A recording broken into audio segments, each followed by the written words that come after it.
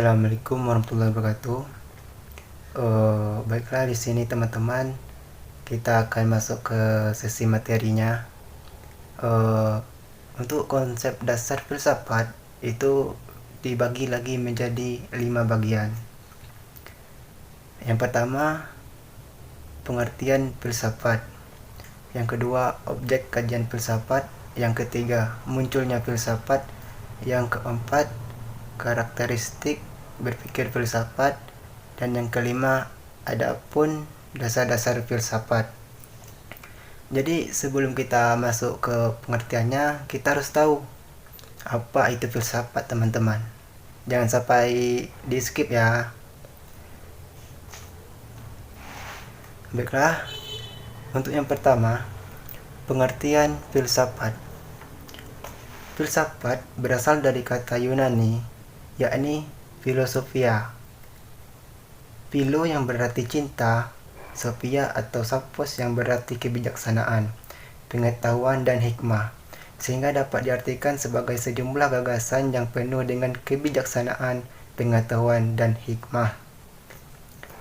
Filsafat adalah suatu ilmu pengetahuan yang menggunakan masalah umum dan mendasar mengenai berbagai persoalan, teman-teman. Jadi dapat disimpulkan sebagai berikut ya, teman-teman. Selanjutnya yaitu yang kedua, objek kajian filsafat. Objek kajian filsafat dibedakan menjadi dua. Yang pertama itu objek material, yang mana bahan yang diselidiki atau hal-hal yang dijadikan penyelidikan atau segala sesuatu yang ada. Bisa dibaca ya, teman-teman. Dan untuk objek yang kedua itu adalah objek formal, yaitu sudut pandang dan dapat mencapai hakikat yang mendalam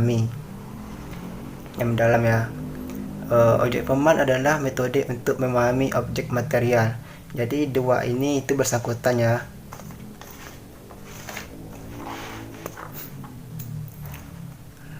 Lanjut yang ketiga, itu munculnya filsafat. Filsafat muncul di Yunani pada abad ke-7 sebelum Masehi. Filsafat muncul ketika orang-orang mulai berpikir dan berdiskusi tentang keadaan alam, dunia, lingkungan sekitar mereka dan tidak mengantungkan diri kepada agama untuk mencari jawaban atas pertanyaan-pertanyaan mereka. Jadi di sini ya, teman-teman, mereka itu sudah mulai memahami sedikit pemikiran-pemikiran yang sedikit maju. Banyak penasarannya itu tinggi ya. Oke, untuk yang keempat itu adalah ada karakteristik berpikir filsafat. Itu ada dua. Yang pertama, radikal, artinya mencari suatu keterangan yang mendalam sampai ke akar-akarnya. Dan yang kedua, memburu kebenaran yang hakiki tentang semua hal yang dipersoalkan. Lanjut yang kelima.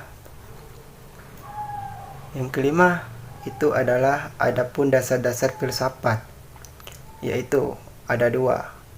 Yang pertama, seseorang tidak merasa puas terhadap mitos, yang artinya sesuatu yang belum tentu kebenarannya, dan seseorang yakin betul dengan panca indera.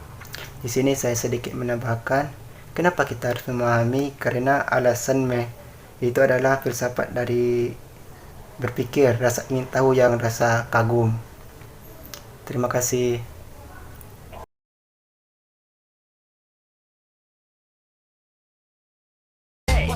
그게 착각하고